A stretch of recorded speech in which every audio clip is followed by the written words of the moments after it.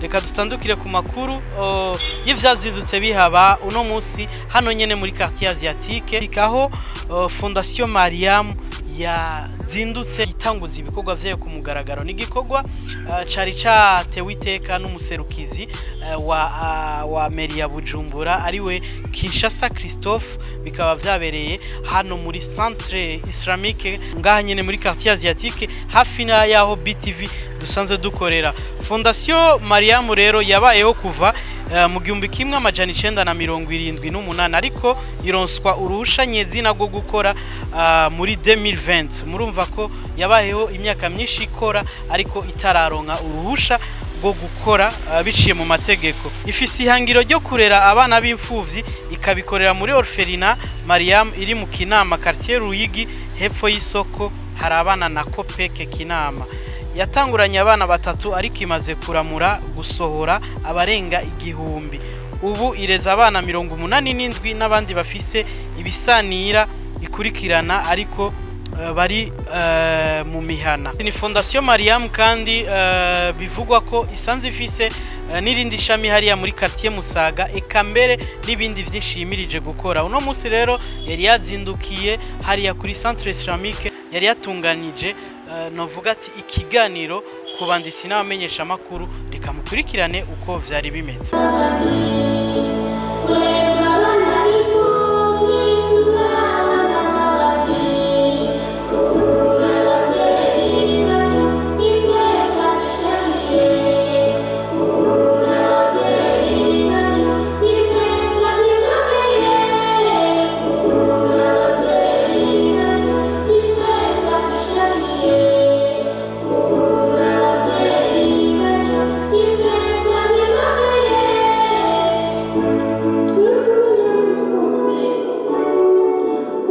Twashimye gutanguza icese nk'uko twabivuze twatanguriye 78 mugabo uyu munsi twashize ibintu ku mugaragaro kugira ngo abantu bose bamenye ko Fondation Mariam iriho, abantu bose bayibone kuko murazi ko bigora hariho igihe usanga ugiye no kudodora ahantu ntibakubone ntibakumenye. Umunsi rero twashimye yuko ku mugaragaro abantu bose babibone, abakuru babibone, n'isi yose bimenye ko Fondation Mariam iriho kuko murazi ko nababwiye ko twakora mugabo twasa n'abakorera mu gifuzo. Uyu munsi rero ni umunsi mwiza twashatse kwereka abantu yuko Fondation Mariam yavutse kera mugabo uyu munsi twovuga tuti niho ihagaze neza kuko iremewe n'amategeko. Uri ubufasha turabukeneye ariko uko biri kose turafise Imana uko namwebwe ubu n'ubufasha mwaje kuduha muri Fondation Mariam rero ntiturindira ngo uze wikoreye igiseke uduha amahera uduha ivyo kurya. Ubufasha nk'ubu ni message muje kudufasha twe tuvuga ko ari ubufasha.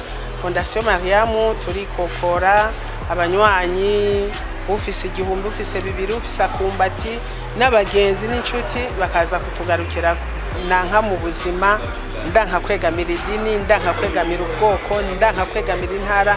Jewe abana mfasha abana bose, abana bava mu mihingo yose y'igihugu, hari abava Ruyigi, Cankuzo, Cibitoki, Muramvya, Gitega, Ngozi, Muyinga. Jewe iwanje nta dini rihaba gusa ndo umuyisilamukazi.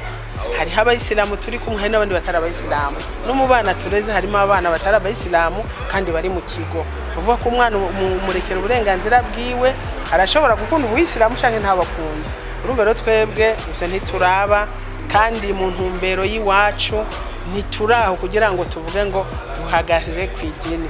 Idini ntaco rifasha umuntu, riragufasha nivyo mu kwemera kwawe mugabo kandi ntushobora kubuza undi muntu kwemera kwiwe.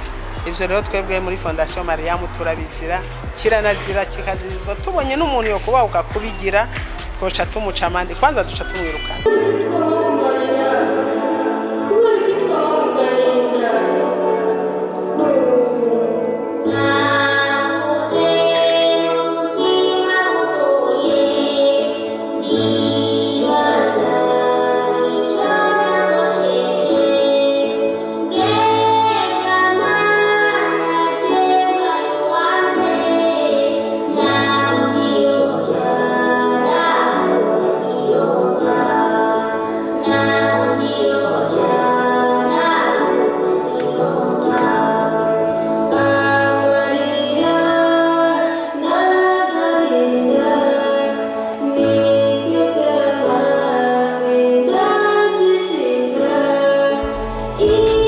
musanzwe umuhamagaro bawuronse kuva kera kuko mwumvise ibyo ujya mu pasoni Mariam aserukira Fondation Mariam imbere y'amategeko kuntu yavuze yuko icyumviro cyaje kuva 78 ariko gusa bagiye kwemererwa gukora mu 2020 nuvuga ko umuhamagaro waje kera umuhamagaro rero ntiwaje muri 2020 hanyuma muri ibi bintu rero bijanye n'amaruferina n'iby'imfuvyi n'ibindi nagira ndakubwire ko navyo nyene bijya bisaba umuhamagaro urashobora amafaranga menshi ugashigira inguvu nyinshi zishoboka ariko udafise uwo muhamagaro nta kamaro ariko ufise uwo muhamagaro ukagira uburyo buke nukuri byose birakunda abantu mukorana nafise uwo muhamagaro je imbere yo kwishura nagira mbanze ndabashimire hanyuma ikigira kabiri nuko mu butumire baduhaye kandi bimwe dusanzwe tubizi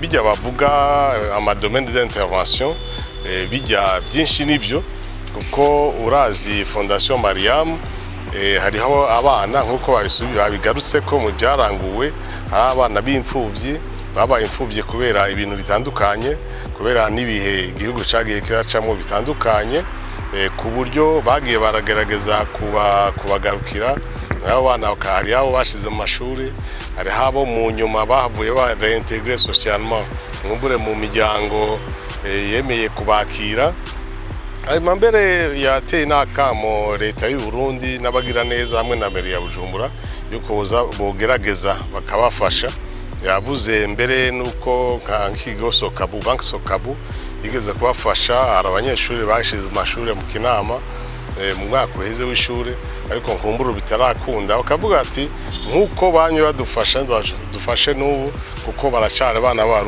b'igihugu kandi barashakeneye amafaranga n'ubundi y'amashuri ibyo rero kuvyerekeye twebwe meri murazi ko asanzwe ari igisata muri meri ya Bujumbura kiraba ivyimbi hano nyene n'akaranga natwebwe nyene nkuko byama biba umure tuzorushizeho kugira ngo tubandanye tubafata mu mugongo mu byo dushoboye